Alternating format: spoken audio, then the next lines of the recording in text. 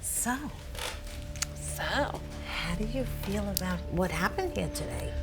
it was all like kind of a whirlwind of a day, to be honest. Like, I didn't know what to expect. I definitely was curious kind of why the girl, Caroline, showed herself to me and thinking about the parallels of our lives and just my openness to her. I'm hoping that just by telling the story that maybe it's like will give her closure to this life and she can move on.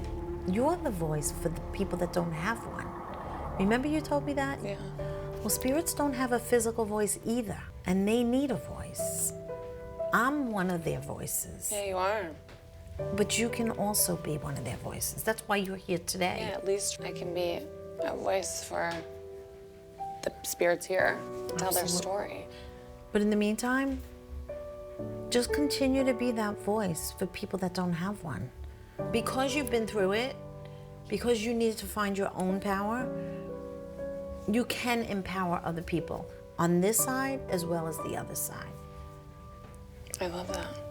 Well, hopefully, now that I'm like open to this whole world, maybe I could experience it more and help more lost souls.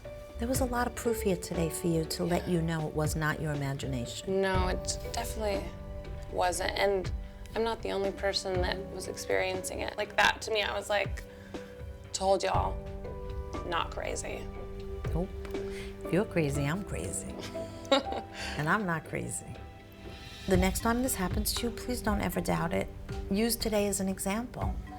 It's exciting to know that it's real. And it really like, This is real. yeah, it's hard to ignore something when you see it with your own eyes. So I can't really ignore it anymore, you know?